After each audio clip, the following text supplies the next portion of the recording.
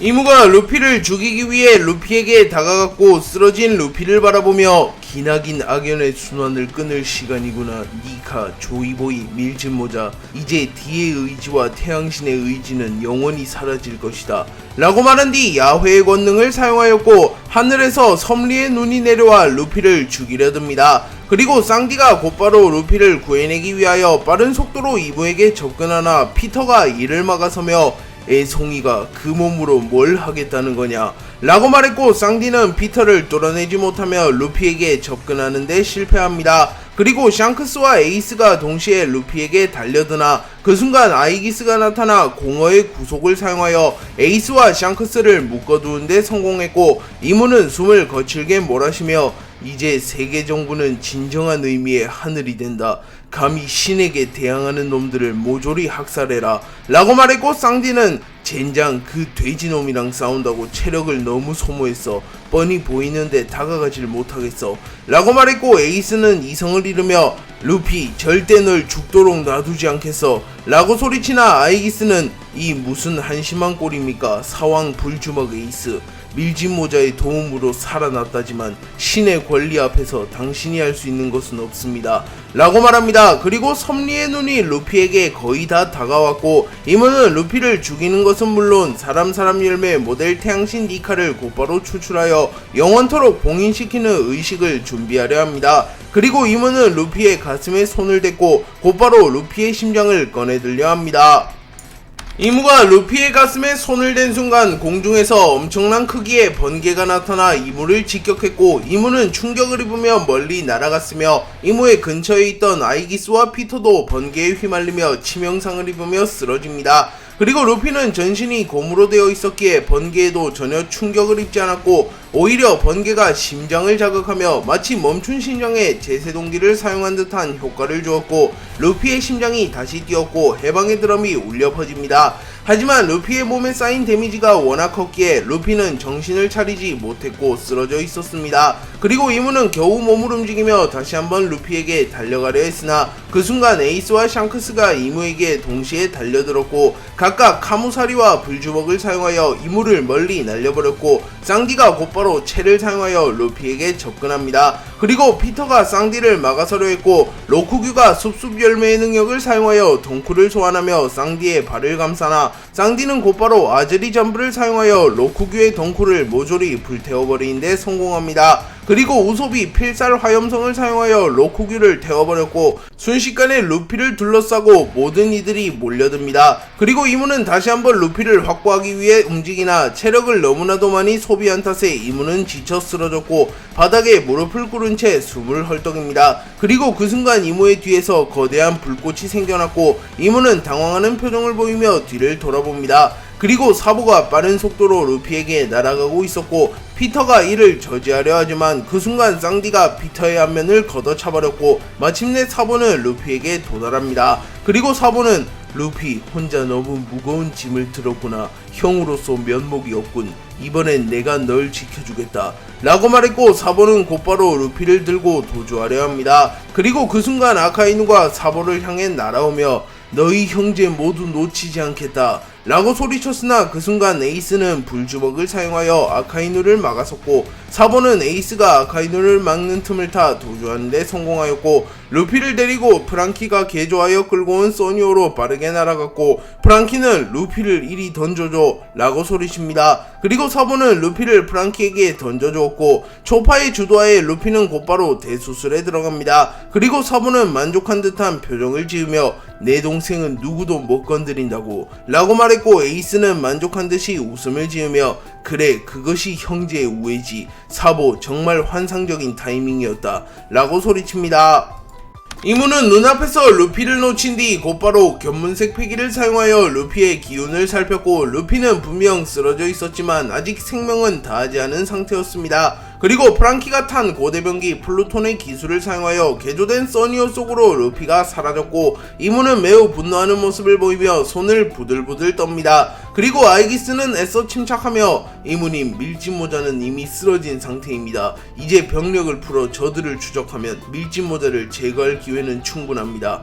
라고 말했고 이모는 냉정함을 되찾으며 세계정부 휘하의 모든 이들은 지금 당장 밀짚모자를 추적해라. 해군 원수 아카이누, 해군을 이끌고 밀짚모자를 추적해라. 라고 명령했고 아카이누는 이모가 자신에게 직접 명령을 내린 것은 물론 이모의 실물을 보는 것도 처음이었기에 조금은 당황한 듯한 모습을 보인 뒤 해군 전원 써니오를 쫓아라 라는 명령을 내렸고 아이기스는 조로와의 대결로 인한 부상이 심각했기에 더는 움직이지 못하는 모습을 보이며 사람 열매 모델 카오스의 능력을 사용하여 근위병들을 소환해내며 해군과 세계정부군을 지원해주고자 합니다. 그리고 에이스는 웃음을 지으며 루피가 안정적으로 대피한 건가? 루피를 쫓으려는 놈은 그 누구라도 용서하지 않겠다 라고 말하며 앞장서서 해군의 추적을 막아서려 했고 써니오는 빠른 속도로 레드라인 해역에서 빠져나가려 합니다. 하지만 그 순간 이모는 사람 열매의 모델 야외의 능력을 사용하여 엄청난 높이의 해일을 만들어냈고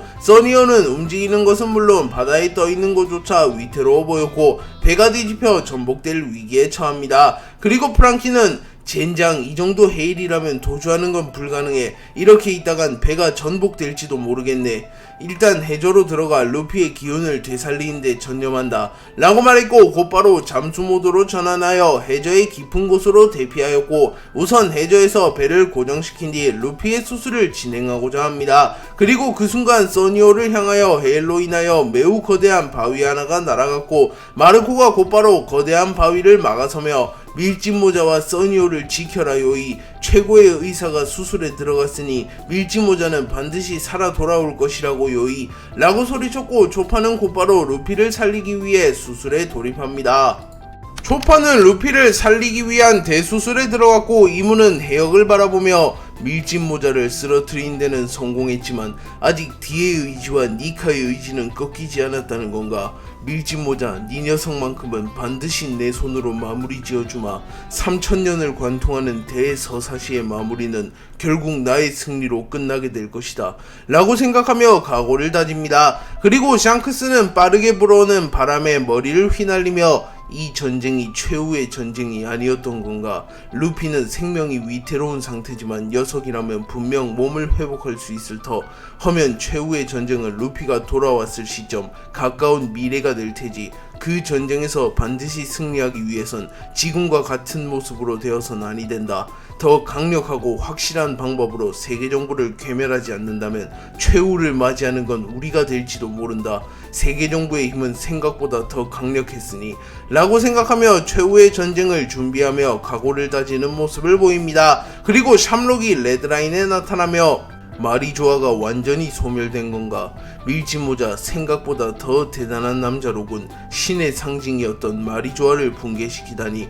그건 그렇고 그 남자도 의외로군. 이무님과 세계정부의 힘을 누구보다 잘 아는 놈이 감히 세계정부를 배신하고 어둠에 가담하다니. 세계의 정세가 재미있게 돌아가는군. 최후의 승자는 언제나 그랬듯이 세계정부일 테지 말이야 라고 말하며 미소를 짓습니다. 그리고 루피와 이무의 전투는 끝났지만 아직 레드라인에서 소규모 항쟁이 끊이지 않고 있었고 몇몇은 여전히 대결을 이어나가고 있었습니다. 다만 이무와 루피의 대결로 인하여 공간이 붕괴되고 왜곡되었기에 이들의 전투는 상대적으로 부각되지 않았지만 분명 이들도 목숨을 건 혈투를 이어나가고 있었습니다. 그렇기에 밀짚모자 일당 플러스 연합군과 세계정부의 1차전은 여전히 확실히 마무리되지 않았으며 다시 한번 루피를 추적하는 세계정부와 루피를 지키기 위한 동맹군의 항정이 이어질 예정이라는 것을 알 수 있습니다. 루피가 에이스 조로 등과 함께 마리조아를 침공하여 세계정부에 붙잡힌 쌍디를 구출하는 데 성공하였고 루피는 겐타이 퀘이사를 꺾는 등 활약을 펼친 뒤 이모에게 세뇌당한 조로와 격돌하며 조로를 꺾고 기어6를 터득하게 되며 더욱 성장합니다.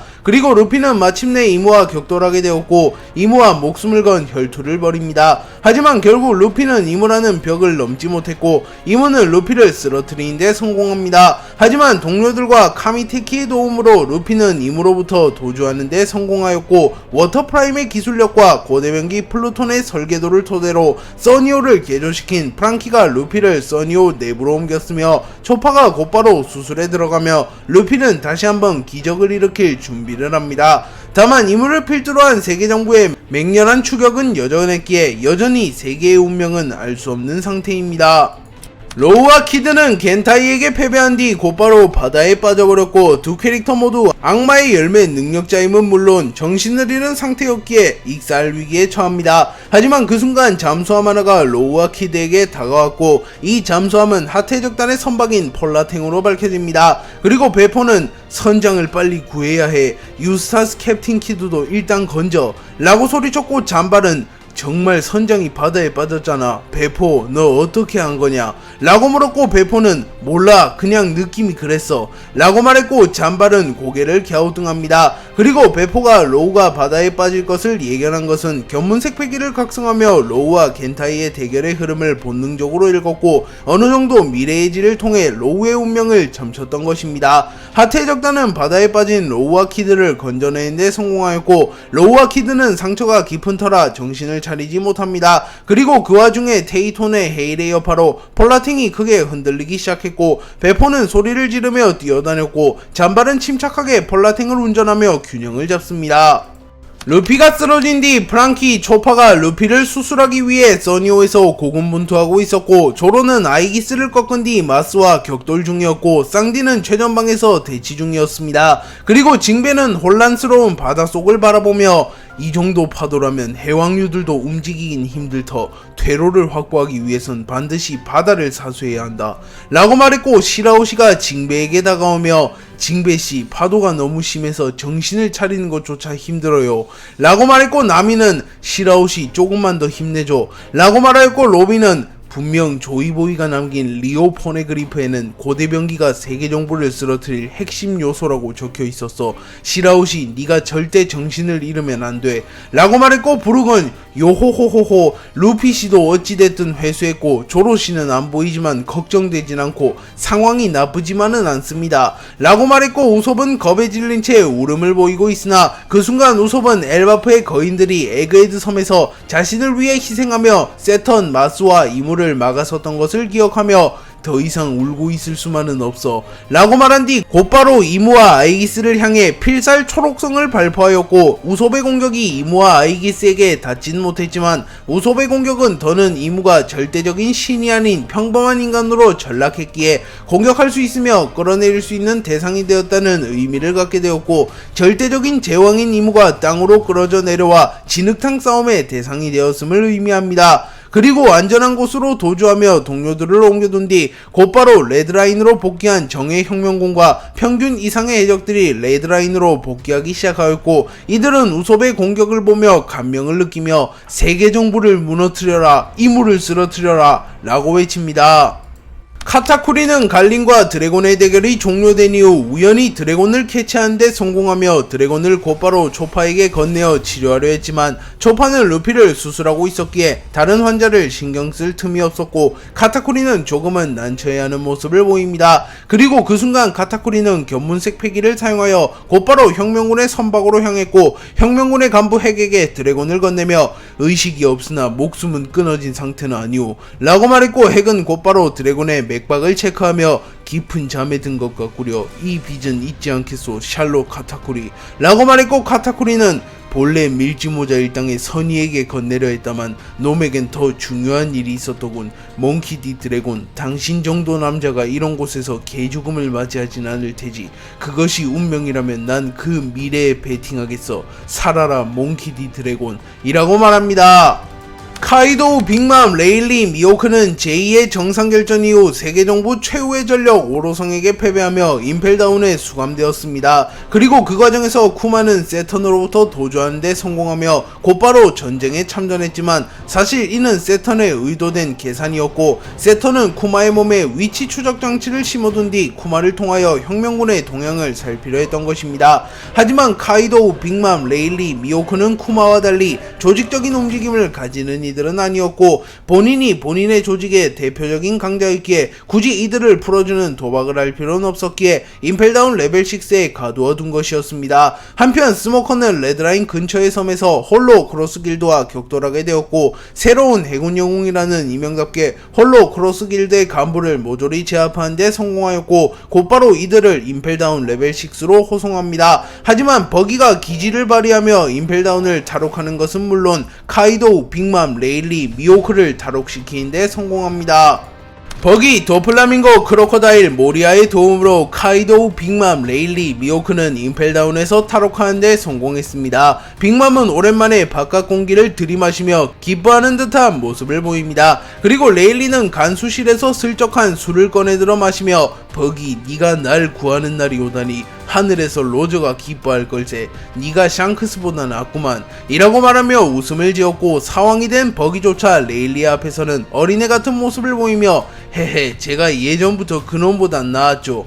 근데 레일리 부선장 이제 어디로 갈 겁니까? 저는 바로 레드라인으로 향해서 나에게 수모를 준 연기 자식에게 복수할 겁니다. 라고 말했고 레일리는 허허 로저의 적단 아니었을까봐 저돌적인 모습을 보이는군 버기. 레드라인은 자네들 먼저 가게나 난 친구와 함께 레드라인으로 뒤따라가겠네. 라고 말했고 버기는 뭐 알겠습니다 레일리 부선장. 이래놓고 안 오시면 실망할 겁니다. 라고 말하며 미소를 지었고 레일리는 폭소하며 크하하하 버기 유머가 늘었군 이라고 말한 뒤 곧바로 바다에 뛰어들어 수영을 하며 어디론가 향했고 카이도우는 이를 보며 우로로로로 여전히 정신 나간 양반이군. 조커 네 녀석이 천냥광대의 휘하로 들어가다니 임펠다운에서 소식은 전해 들었다만 라고 말하며 자신의 옛 파트너이자 언제나 왕이 될 기회를 노리고 있던 도플라밍고가 버기의 휘하로 들어간 것은 의외라고 말합니다. 그리고 도플라밍고는 훗훗훗훗 카이도우 사람 일은 미래를 한치 모르는 법이지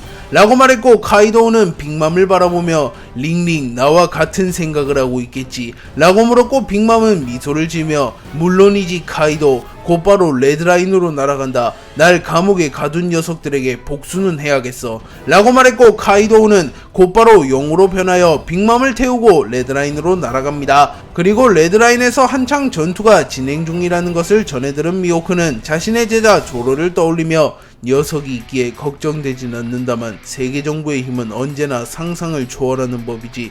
롤로노와 조로 어쩌면 이번 일이 너의 한계를 시험할 기회일지도 모른다 라고 말했고 조로는 정말로 미호크의 말대로 이무 루피와 싸우며 자신의 한계를 실험하게 됩니다. 그리고 미호크가 감상에 젖어있는 사이 버기가 미호크의 목덜미를 낚아채 공중으로 날아가며 어이 매눈 빅맘과 카이도우에게 뒤처질 거냐. 우리가 먼저 레드라인으로 향해 다시 이 버기님의 부활을 알리는 거다 라고 소리쳤고 미호크는 피식 웃음을 지으며 물론이지 선장 이라고 답합니다. 테이토는 시라오시와 함께 마리조아의 모습을 드러낸 이후 압도적인 존재감을 뿜어내며 모든 해군을 얼어붙게 만듭니다. 그리고 테이토는 견문색 패기와 유사한 기술을 통하여 멀리서 나스주로가 달려오고 있음을 깨달았고 시라오시에게 시라수키 아니 시라수키의 후예여 잠시 동료들과 대피해 있도록 하거라. 세계를 호령했던 전설적인 대거모가 이리로 오고 있는 것 같구나 라고 말했고 시라오시는 테이톤의 명령을 거부하며 안돼요 고래 아저씨 루피를 돕기 위해 목숨을 걸었어요. 여기서 도망치는 건 할 수 없어요 라고 말하며 과거의 겁쟁이 같은 모습은 온데간데 없었고 예전보다 확실히 의젓해진 모습을 보입니다. 하지만 테이토는 강경한 모습을 보이며 시라수키의 후예 난 놈을 상대하면 널 지킬 자신이 없네. 믿을 수 있는 동료와 후방에서 해왕률을 조절하여 고대병기 포세이돈으로서 사명을 다하는 것 그것이 진정 용기 있는 행동이네 라고 말했고 그 순간 테이토는 매우 거대한 파도를 일으키며 시라오시를 밀지모자 일당과 동맹군이 있는 곳으로 흘려보냅니다.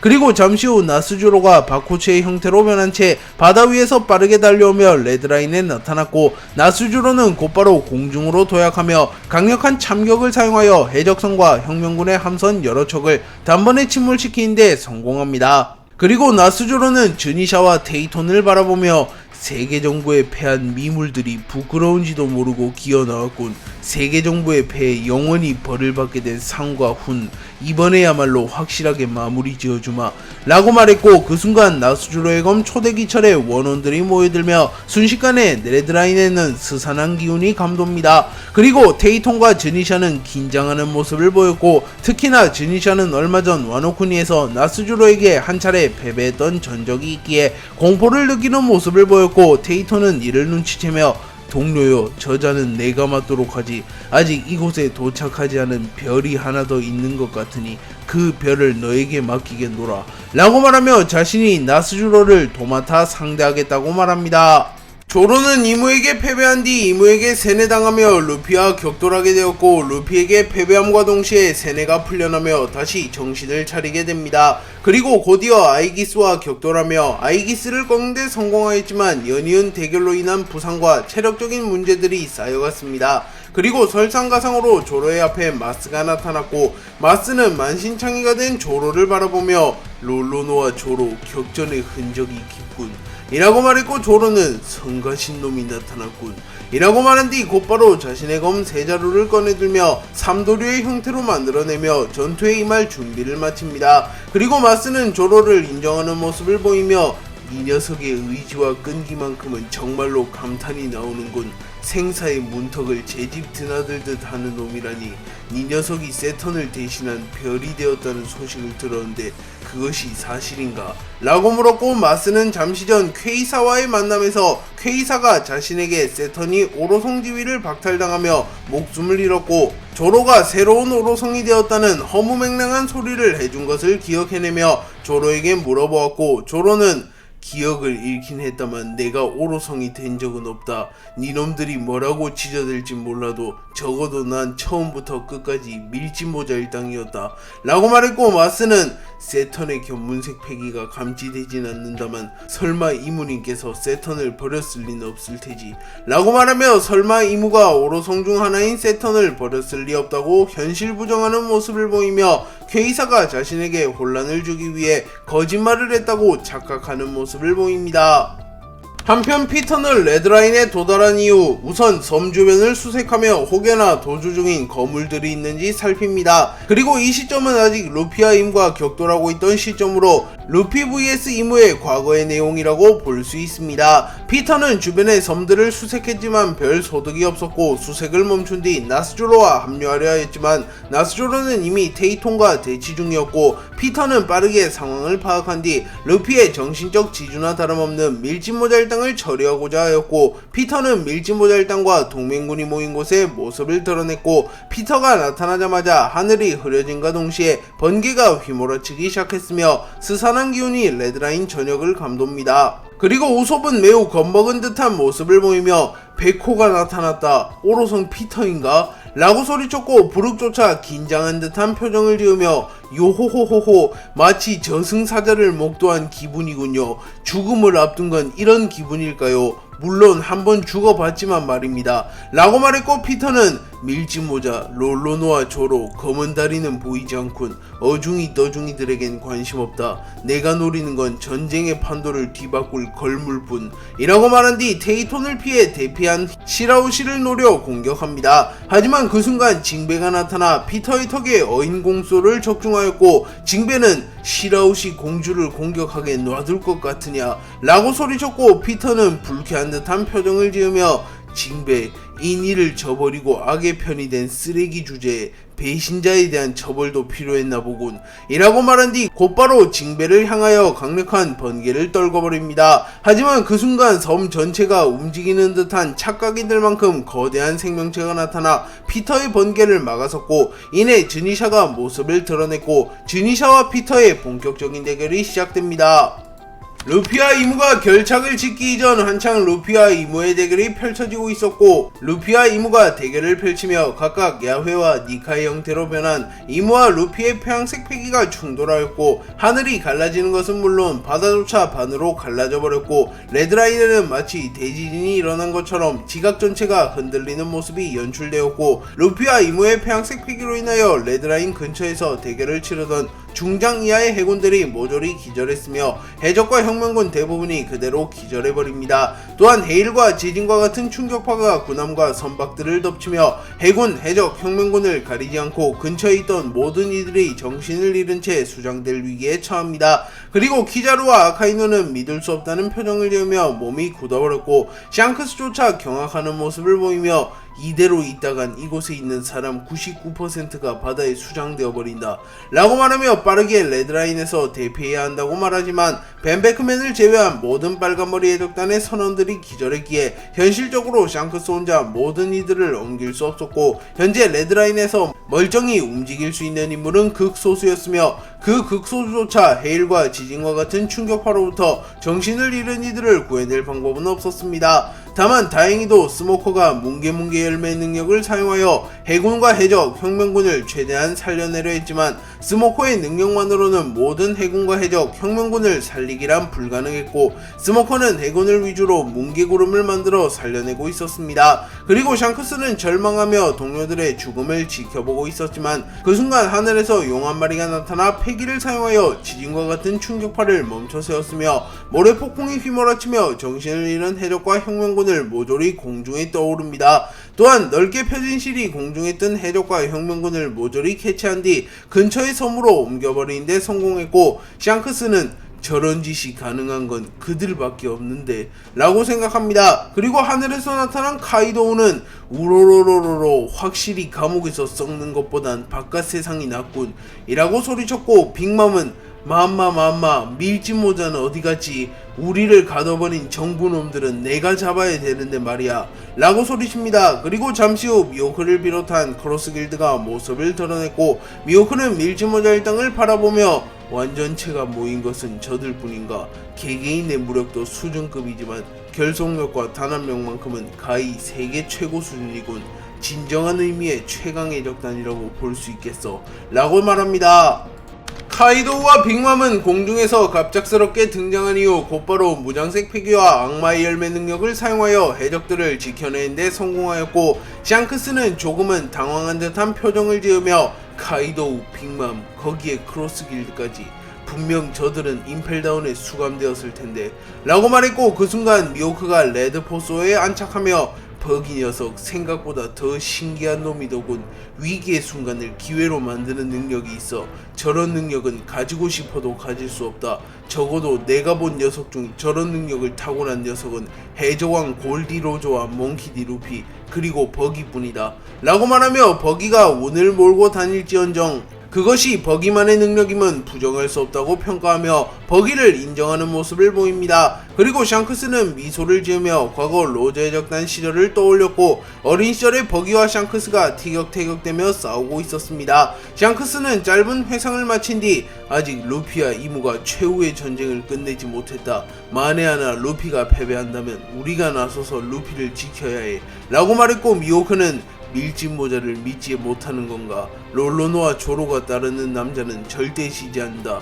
누구보다 네가 잘 알지 않는가 빨간머리 라고 말하며 조로와 루피에게 무한한 신뢰를 보입니다. 하지만 샹크스는 무언가 예감이 안 좋군 이라고 말하며 인상을 구겼고 미호크는 너무 먼 미래를 보고 있군 이라고 말하며 정면을 응시합니다. 카이도우와 빅맘이 한 차례 해적들을 보호하는 데 성공하였고 혁명군은 카이도우, 빅맘 덕분에 살았다. 이 은혜는 잊지 않겠어 라고 소리쳤고 빅맘은 기뻐하는 모습을 보이며 맘마 그렇다면 바솔로뮤 쿠마를 우리 쪽에 시집 보내라고 버커니아족, 루나리아족, 거인족은 언제나 환영이라고 라고 말했고 카이도우는 시끄럽다 링링 노닥거릴 때가 아니라고 밀짚모자는 아마도 저 위에서 전투를 벌이고 있겠군. 조이보이의 싸움을 방해할 생각은 없다. 나를 꺾은 자라면 이무라는 녀석도 꺾을 테니 난 여기서 밀짚모자가 이무를 꺾는 것은 기다린다. 그 이후 내 손으로 직접 밀짚모자를 꺾으며 수모를 감다 라고 소리쳤고 그 순간 카이도우의 패기가 레드라인에 퍼졌고 쓰러졌고 빅맘에게 감사 인사를 하던 혁명군의 다수가 기절해버립니다. 그리고 카이도우는 겉으로는 루피를 여전히 경계하는 것처럼 보였지만 실상은 카이도우는 루피를 걱정하는 모습을 보였고 내심 루피가 이물을 꺾기를 응원하는 모습을 보입니다. 그리고 그 순간 카이도우는 견문색 패기를 통하여 마리조아의 잔해 속에 묻혀진 자신의 딸 야마토의 패기를 감지하게 되었고 카이도우는 분노하는 표정을 지으며 야마토 이 무슨 추한 꼴인가 라고 말합니다. 참고로 야마토는 샴록에게 당해 쓰러졌고 아직도 정신을 차리지 못한 상태였기에 루피와 이무의 대결로 인하여 마리조아가 붕괴되며 잔해에 파묻혀 목숨만을 겨우 부지한 상태였습니다. 카이도우는 쓰러진 야마토를 보며 분노가 치밀었지만 겉으로는 티를 내지 않으며 분노를 차갑게 식힌 뒤 자신의 무기 금세봉 핫사이카이를 사용하여 야마토를 툭툭 건드렸지만 야마토는 끝끝내 정신을 차리지 못합니다. 그리고 카이도우는 멍청한 놈 불주먹을 따라간 결과가 이거냐 로저와 흰수염 영감의 의지를 잇는 녀석과 있으며 이것밖에 성장하지 못했다니 라고 말한 뒤 곧바로 야마토를 들쳐맨 뒤 용으로 변하여 어디론가 향했고 카이도우는 크로스길드 빨간머리 해적단 혁명군 등과 함께 레드라인에서 전쟁을 펼치고 있던 백수 해적단 몇 명을 발견하여 야마토를 안전한 곳에 옮겨두라고 지시합니다. 그리고 그 순간 카이도우의 옆에 킹이 날아왔고 카이도우는 킹 도망치는데 성공한 거냐 라고 물었고 킹은 제2의 정상결전 이후 카이도우님의 희생에 힘입어 탈출했습니다. 이번 전쟁에 참전할 의지는 없었다만 카이도우님의 패기를 느끼고 날아왔을 뿐입니다. 라고 말했고 카이도우는 우로로로로 다행이군 백수의 적단이 다시 살아날 수 있겠어. 난 곧바로 이무라는 녀석을 잡으러 간다. 조이보이의 과제이긴 하다만 밀지모자에게 맡겨두고 쉬기엔 분노가 가시지 않군 이라고 말하며 킹의 앞에서만은 솔직하게 야마토가 다쳤기에 화가 났다고 말해줍니다. 그리고 킹은 당신의 뜻이 그렇다면 원하시는 대로 하시지요. 다만 조심하십시오. 이무라는 녀석은 오로송보다도 훨씬 더 강하고 위험한 놈입니다. 라고 말해주었고 카이도우는 우로로로로 언제 내가 그런 것들을 계산하고 움직였지. 설령 록스나 흰수염 영감이 돌아온다고 해도 나의 앞길을 막을 순 없다고 라고 말한 뒤 곧바로 영의 형태로 변하여 이무와 루피가 대결 중인 곳으로 날아갑니다. 루피가 이무에게 패배한 뒤 빈사 상태가 되어 쓰러졌고 다행히 동료들의 도움으로 이무로부터 도망칩니다. 하지만 여전히 세계정부의 추적은 끝나지 않았고 무엇보다 루피는 정상결전 이후 천하무적과 같은 행보를 보이며 정상급 강자들을 모조리 격파하는 데 성공하며 단 한 차례의 패배도 허용하지 않는 압도적인 퍼포먼스를 보여주었던 인물인데 이무에게 패배하며 쓰러진 것은 동맹군 전체의 사기를 크게 저하시키게 되었고 루피조차 이무의 벽을 넘을 수 없다는 인식이 팽배해지며 해적들과 혁명군은 충격에 빠지며 전의를 상실하기 시작합니다. 반면 해군과 세계정부는 해적왕에 등극한 루피조차 이무에게는 패배를 맞이하였다는 소식을 들은 뒤에는 시기가 급격하게 상승하게 되었고 이무라는 절대적인 존재가 모습을 드러내며 자신들에게도 강력한 무기가 있다는 것을 실감하며 아이러니하게도 해군은 상당수의 병력을 잃었지만 역대 최고 수준의 사기 상승을 보이게 됩니다. 그리고 루피는 초파의 대수술을 받으며 여전히 깨어나지 못하고 있었고 조로와 쌍디조차 충격에 빠진 모습을 보입니다. 하지만 샹크스는 의외로 담담한 모습을 보이며 루피 쓰러졌다고 낙담하지 마라. 사람에겐 언제나 반드시 승리할 시점이 찾아오는 법. 우린 아니 넌 너무 빨랐는지 모르지 라고 말한 뒤 그리폰을 뽑아듭니다. 그리고 그 순간 공중에서 샴록이 나타났고 야솝은 분노하는 모습을 보이며 가짜 샹크스 알라바스타에선 잘도 우리 해적단을 건드렸겠다 라고 소리친 뒤 곧바로 샴록을 향해 총을 발포합니다. 하지만 샴록은 매우 쉽게 야솝의 총을 막아낸 뒤 빨간머리 해적단 야솝 네 녀석이 낄 자리가 아니다. 오랜만에 가족끼리 얘기하고 싶은데 빨간머리 샹크스 네 놈과 독대를 요청하마. 형으로서 그 정도는 괜찮겠지 라고 물었고 샹크스는 무슨 꿍꿍인지는 모르겠다만 최악의 상황이라도 저놈을 묶어둘 수 있다면 썩 나쁜 상황은 아닐 테지 라고 생각한 뒤 제안을 받아들이지. 베크 저놈을 배로 들여줘 라고 말했고 그제서야 벤베크맨은 샴록을 향해 겨눈 총구를 회수한 뒤 들어와라 빙크스 선장의 명령이니 말이야 라고 말했고 샴록은 빙크스라. 그 이름은 이제 버렸다. 신의 기사단은 반드시 코드네임을 써야 한다는 규율이 있다만 이제 나는 새로운 신의 기사단의 단장이 되었거든. 이라고 말했고 빨간머리의 적단은 충격을 입은 듯한 모습을 보였고 샴록이 갈링에 이은 새로운 신의 기사단의 단장이 되었다는 사실이 밝혀집니다. 아이기스와의 대결로 인하여 빈사 상태가 된 조로의 앞에 마스가 나타났고 곧바로 마스와 조로의 대결이 시작됩니다. 마스는 조로가 체력이 부족한 상태이며 부상이 누적된 상태이긴 하지만 그래도 명실상부 역대 최강의 검사이자 홀로 오로성 선옷은 압도할 수 있는 강자인 것을 누구보다 잘 알았기에 방심 따위 하지 않으며 처음부터 전력을 드러내며 전투에 임합니다. 마스는 조로와의 대결이 시작된 이후 최종 페이지는 아껴두어도 될 것 같군.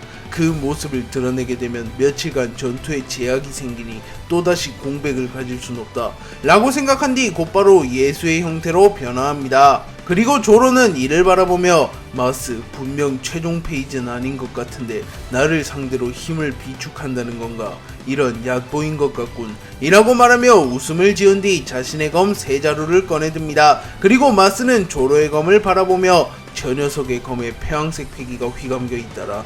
영구 흑도는 분명 검이 흑도로 변할 뿐 폐왕색 패기가 휘감겨 있는 경우는 존재하지 않았는데 라고 말하며 마스조차 영구 패도를 본 적은 없었기에 조로의 검이 영구 흑도를 넘어 영구 패도가 된 것을 눈치채지 못합니다. 그리고 조로조차 영구 패도의 개념을 잘 알진 못했기에 루피와 싸우고 난 후에도 검에 폐왕색 패기가 영구적으로 감겼더군.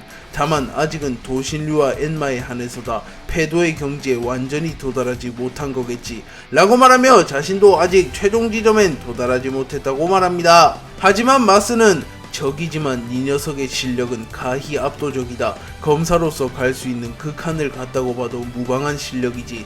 네가 물고 있는 그 검은 애초에 최상 명검도 아닌 이스트블루의 잡놈이 쓰던 평범한 명검이 아닌가 라고 말하며 조로를 조롱함과 동시에 조로의 스승과 쿠이나를 모욕합니다. 그리고 조로는 이를 꽉 깨문 뒤 쿠이나와 코시로를 떠올린 뒤 이놈의 좁은 식견으로 날지 못한다. 이 검이 얼마나 훌륭한 검인지 말이야 라고 말한 뒤 순식간에 마스에게 접근하여 삼도류 신사를 사용하였고 마스의 몸을 순식간에 두 동강 내어버리는 데 성공하였고 마스는 당황하는 표정을 지으며 아직까지 이런 힘을 이라고 소리치며 부상을 입고 체력이 저하된 조로가 자신이 반응도 하지 못할 만큼 빠른 속도로 자신을 베어버리자 당황하는 모습을 보입니다.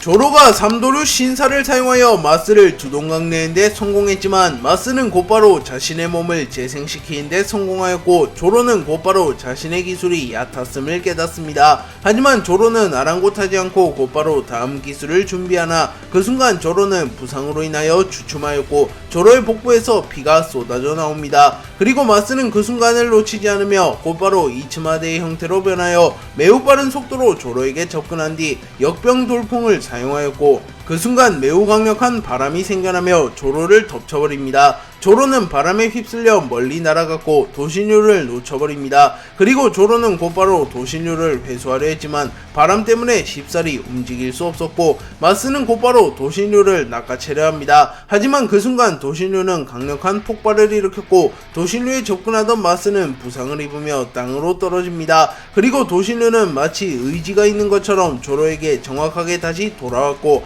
마스는 순간 도신류마의 기운을 느끼며 시대를 초월한 의지라는 건가 라고 말한 뒤 이 대결은 오래 끌수록 자신에게 불리하다고 판단한 뒤 다시 한번 이츠마데의 형태로 조로에게 접근한 뒤 옴브라 모르티페라를 사용하였고 순간 하늘이 밤처럼 변화하게 되며 칠흑같은 어둠 속에서 조로는 잠시 시야를 잃으며 두리번거렸고 마스는 배양색 패기를 사용하여 잠시 조로의 견문색 패기를 무효화시킨 뒤 빠른 속도로 조로에게 접근하여 자신의 날개를 마치 칼날처럼 변환시킨 뒤 조로의 복부를 그대로 베어버리는 데 성공하였고 이후 예수의 형태로 변화한 뒤 칠흑같은 어둠을 빛으로 환하게 밝힌 뒤 예수의 심판을 사용하였고 창과 칼의 형태의 빛이 그대로 조로를 꿰뚫고 지나갔고 마스는 조로를 리타이어 시키는 데 성공합니다. 마스는 조로를 쓰러뜨리는데 성공한 이후 조로의 숨통을 완전히 끊어놓기 위하여 조로에게 천천히 걸어갑니다. 하지만 조로는 몸을 비틀거리며 다시 일어났고 명투 적참의 각오를 보이며 마스를 바라봅니다. 그리고 조로의 왼쪽 눈이 완전히 떠져 있었고 무언가 이질적인 기운이 뿜어져 나오고 있었습니다. 그리고 마스는 이를 보며 생명마저 버릴 각오로 적을 상대하는 놈인가. 저런 녀석이 세계정부의 편이었다면 얼마나 좋았을까. 아쉽군, 적으로 만나게 되어서 라고 말하며 조로가 비록 적이지만 정신력만큼은 누구보다 뛰어나다고 인정합니다. 그리고 마스는 곧바로 신의 장난을 사용하여 조로의 의지마저 꺾으며 조로를 짓눌러버리려 했지만 조로는 그 순간 무장색 패기를 사용하여 마스와 동기어진의 각오를 보이며 자신의 최후의 합을 준비했고 이 공격을 사용하여 무리하게 된다면 이 전투가 나의 마지막이 될지도 모른다. 하지만 적을 앞에 두고 포기할 순 없다.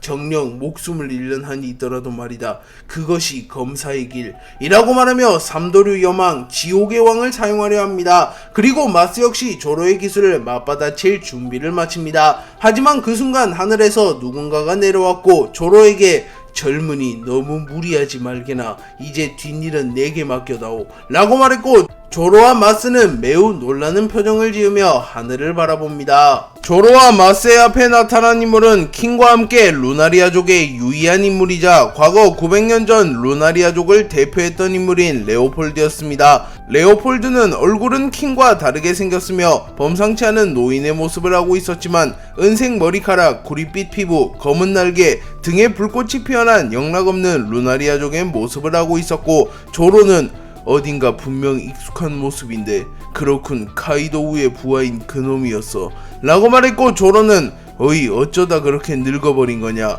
너희 종족은 노화가 빨리 찾아오는 건가 라고 물으며 레오폴드를 킹이라고 착각하는 모습을 보입니다. 그리고 레오폴드는 웃음을 터뜨리며 허허, 나를 본 적이 있는가? 류마라면 잘 알고 있지만 자네는 초면인데 또 다른 동족을 본 모양이로구나 라고 말했고 마스는 레오폴드의 말을 딱 잘라 끊으며 루나리아족의 레오폴드, 네 녀석은 분명 세계정부와 약속을 했을 텐데 목숨을 보전하는 대가로 움직이지 않겠다고 라고 말하며 과거 레오폴드는 원래 조이보이와 함께 전쟁에 참전하려 했지만 세계정부의 힘에 굴복하며 세계정부와 계약을 맺었고 그 덕에 목숨을 부지할 수 있었다고 말합니다. 그리고 레오폴드는 분명 니놈들과는 약속을 했지. 하지만 약속이 영원하다는 법은 없지. 심지어 그 약속은 불공정 약속이 아닌가 라고 말하며 당당한 모습을 보였고 레오폴드는 조로를 바라보며 나의 유일한 후손을 알고 있다면 부탁하네. 루나리아족인 그 녀석을 살려주게나. 이 늙은이는 살 날이 얼마 남지 않았어. 유일한 후손을 죽게 만들고 싶진 않구나. 도신 류마의 검을 이어받은 이 녀석이라면 가능할 게다 라고 말했고 조로는 킹을 말하는 건가? 그놈과는 악연이었지만 이젠 팀이 되었다. 네 녀석 부탁이 아니었어도 난 그놈을 죽게 냅둘 생각은 없었다고 라고 말했고 그래 고맙군, 어서 도주하게나. 내가 저 녀석을 막을 수 있는 시간은 고작 10분 남짓이라네 라고 말한 뒤 강한 바람을 일으키며 조로를 멀리 날려버렸고 조로는 곧바로 써니오로 향합니다. 레오폴드는 마스의 앞에 나타나 조로를 구해낸 뒤 곧바로 마스와 대치하게 되었고 레오폴드는 잠시 눈을 감으며 과거 900년 전을 떠올립니다. 조이보이는 이무와의 전쟁 직전 자신을 도울 세력을 포섭하기 위해 레오폴드에게 찾아갔고 조이보이는 류마와 함께 레오폴드의 앞에 나타납니다. 조이보이는 레오폴드, 네로나 왕국을 포함한 20개국 왕국과 조만간 대전쟁을 벌일 예정이네. 그 전쟁에 자네와 루나리아족이 힘을 빌려줬으면 하네 라고 말했고 레오폴드는 물론이지 친구, 자네 덕에 특수종족이 권리를 되찾을지 모르는데 나와 루나리아족은 반드시 자네를 도울 걸세 라고 말했고 류마는 만족한 듯한 웃음을 지으며 나조차 단칼에 베기 힘든 이 녀석들이 돕는다면 전쟁은 더욱 수월하게 풀릴 테지 라고 말합니다. 그리고 며칠 후 전쟁이 시작되기 직전 레오폴드의 앞에 누군가가 나타났고 그 인물은 다름 아닌 이무와 오로성이었습니다. 그리고 레오폴드는 곧바로 이무로부터 도망치려 했지만 이무는 사람 열매 모델 야외의 능력을 사용하여 레오폴드를 포박했고 피터는 레오폴드의 목에 총을 겨눕니다. 하지만 그 순간 이무가 이를 막아서며 루나리아족, 이 녀석 종족의 능력은 인간을 아득히 상회한다. 훗날 우리의 계획에 필요할지도 모르니 이 전쟁에서 발을 뺀다고 약속하면 너를 살려주마 라고 말했고, 레오폴드는 조이보이와 약속했다. 네 녀석들을 박살내고 우리 종족의 번영을 누리겠노라고. 죽을지언정 굴복하지 않겠다 라고 말하며 의지를 굽히지 않았고, 그 순간 나스조로는 곧바로 레오폴드의 자식과 루나리아족의 어린아이들을 두동강 내어버렸고, 레오폴드의 자식과 루나리아족의 어린아이들은 목숨을 잃습니다. 그리고 레오폴드는 충격을 입은 듯한 모습을 보였고, 머큐리는 남은 자식과 아이들을 지키기 위해선 빠른 결단이 필요할 걸세. 루나리아족의 장로 레오폴드 라고 협박하였고, 결국 레오폴드는 고개를 떨구며 협조하겠네 라고 말했고, 이분은 곧바로 사람 열매 모델 야훼의 능력을 사용하여 신의 섭리를 사용하며 레오폴드와 무언의 계약을 맺었고, 레오폴드는 지니샤와 마찬가지로 신의 벌을 받으며 죽지도 살지도 못하는 상태가 되어 평생 동안 세계정부의 유전자 연구에 샘플이 되는 형벌을 받은과 동시에 조이보이와 이무의 전쟁에 참전하지 못하며 결국 조이보이는 처참한 패배를 맞이하게 되었습니다. 그리고 레오폴드는 결론적으로 자신을 제외한 모든 루나리아족이 멸족하게 되는 것을 눈으로 지켜볼 수밖에 없었고, 좌절한 채 폐인이 되어갑니다. 하지만 그 와중에 킹이라는 또 다른 생존자가 나타났고, 조이보이의 의지를 이은 루피라는 또 다른 태양신이 나타나며 레오폴드는 과거의 과오를 씻고자 모습을 드러냈고, 자신의 목숨을 바쳐 조이보이의 의지를 지켜내고자 합니다. 회상을 끝낸 레오폴드는 눈물을 흘리며 삶의 터전을 빼앗고 종족을 유린한 너희들을 절대 용서할 수 없다네. 마스, 이무, 네 녀석들을 향한 분노를 단 한순간도 잊은 적이 없네 라고 말합니다. 그리고 마스는 감히 세계정부의 부속품 따위가 라고 중얼거린 뒤 롤로노와 조로를 반드시 사살해야 한다. 하지만 이놈도 만만한 녀석은 아닌데 젠장, 갑자기 튀어나온 변수가 대업을 방해하는 꼴이라니 라고 생각하며 조로를 반드시 죽이기 위해 자신을 가로막는 레오폴드를 빠르게 처리한 뒤 조로에게로 향하기로 다짐합니다.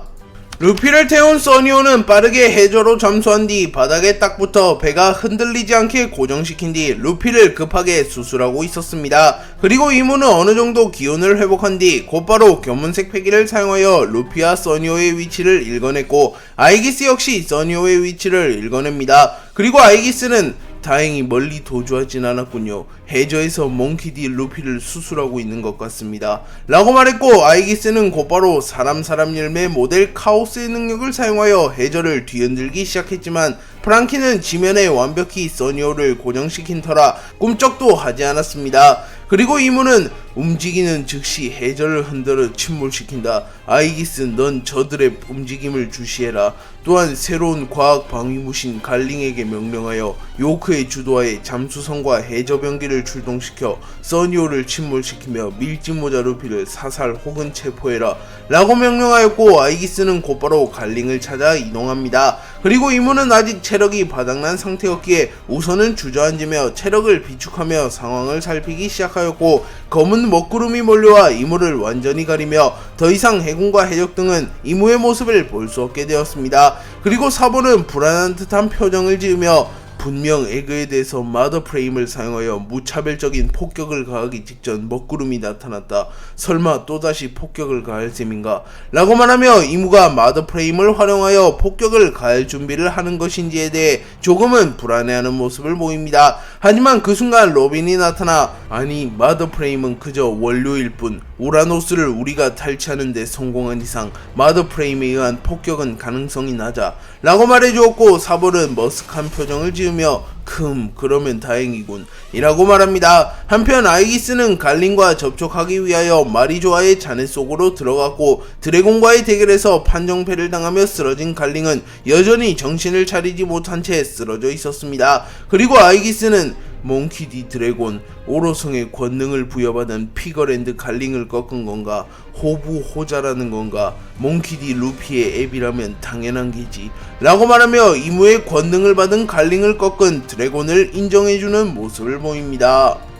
나스주로와 테이톤의 대결이 시작된 이후 테이톤은 과거 공백의 100년 이전 나스주로의 명성을 익히 들었기에 방심하지 않으며 곧바로 바다로 깊게 잠수해버립니다. 그리고 나스주로는 어처구니가 없다는 듯한 표정을 지으며 도주하는 건가? 하긴 저 겁쟁이 녀석은 공백의 100년 이전 대전쟁에도 모습을 보이지 않았다. 목숨이 아까워 도주하는 건 생물의 본능 이라고 말한 뒤 곧바로 시라우시를 베어버리기 위해 이동하려 합니다. 하지만 그 순간 바다를 뒤흔들 정도의 파동이 일어났고 나스조로는 견문색 패기를 통하여 테이톤이 해저에 깊게 잠수한 뒤 자신에게 다가오고 있다는 것을 파악한 뒤 곧바로 자신의 검 초대기철에 배양색 패기를 휘감습니다. 그리고 테이톤은 심연 호도를 사용하여 순식간에 해저에서 모습을 드러내며 나스조로를 정확히 타겟팅하여 나스조로를 그대로 들이박으려 하였고, 나스조로는 찰나의 순간 견문색 패기를 사용하여 테이톤의 공격을 정확하게 읽어낸 뒤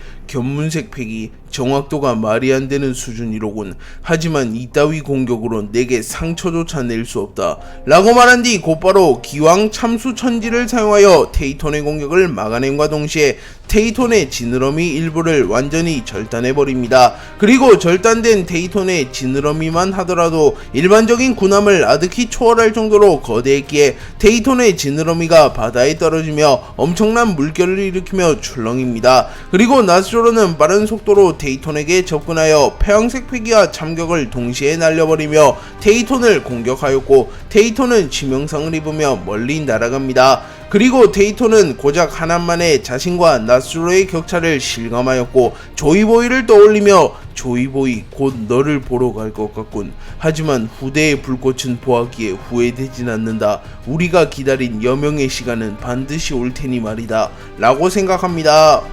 나스조로는 테이톤을 베어버리는데 성공한 이후 이런 놈에게 시간을 허비할 순 없다. 밀짚모자, 롤로노와 조로 그 둘만큼은 반드시 죽여야 한다. 또 한 번 기회를 주면 무슨 일이 일어날지 모른다 라고 생각한 뒤 우선은 테이톤을 빠르게 베어버리고자 합니다. 그리고 나스조로는 곧바로 초대기철을 활용하여 자신이 배웠던 모든 원혼들을 불러 모았고 순식간에 바다는 검고 사악한 기운으로 물들었으며 원혼들의 절규 소리로 인하여 마치 아포칼립스를 방불케 하는 참혹한 현장으로 변해갑니다. 그리고 나미는 귀를 막으며 표정을 찡그리며 저 고통스러운 비명 귀가 찢어지겠어 라고 말합니다. 테이톤은 정신을 다잡으며 나스조로를 향해 빠른 속도로 다가가기 위해 순식간에 튀어올라 나스조로에게 접근합니다. 그리고 테이톤은 고경수를 사용하였고 순식간에 거대한 물기둥 수십 개가 생겨나며 단번에 나스조로를 덮쳐버리려 합니다.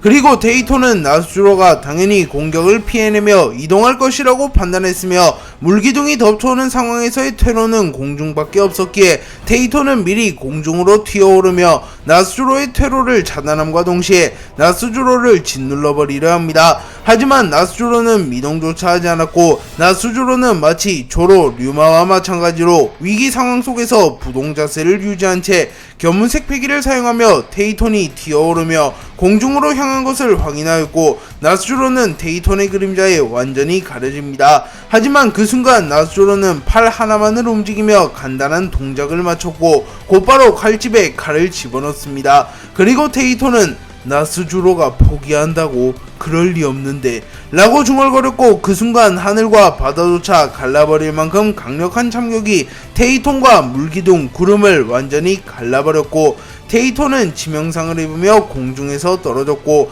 테이톤의 덩치가 워낙 컸기에 테이톤의 피로 인하여 바다는 붉게 물들어갑니다. 그리고 나스조로는 일합참수 신토류 최소한의 동작으로 최대한의 성과를 가져가는 기술 쓰기 싫었다. 이건 그 녀석들의 기술을 모토로 하니까 말이야 라고 말했고 그 순간 나스조로의 등 뒤에는 조로와 류마의 형상이 나타납니다. 그리고 테이톤은 흐릿해가는 정신을 붙잡으며 나스조로 900년 전보다 훨씬 강해졌다.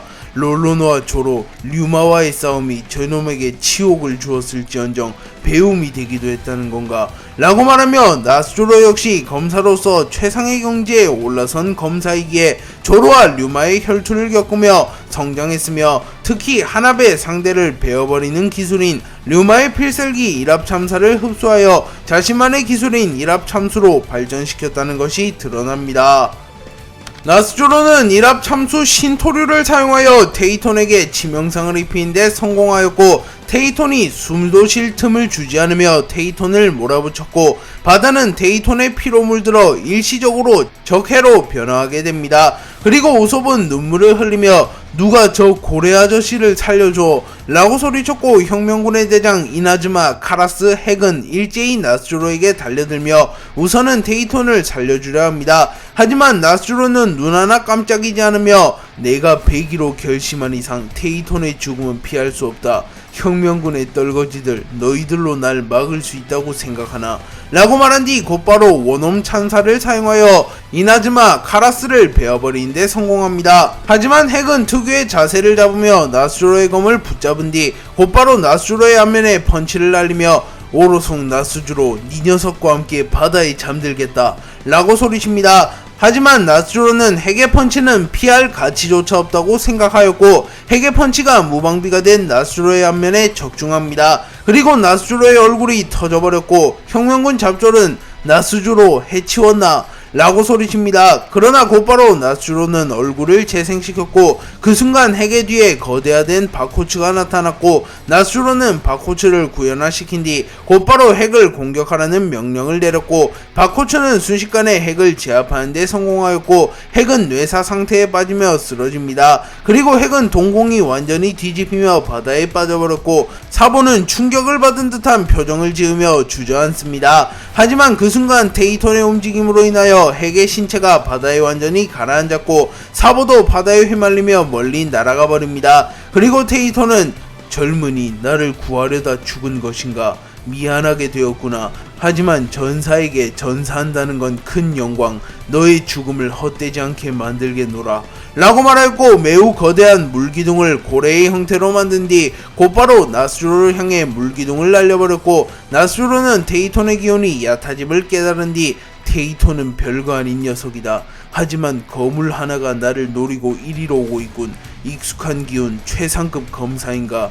와라, 누가 오던 뵐 자신이 있으니 라고 말하며 누군가가 자신에게 접근 중이라는 것을 깨닫습니다.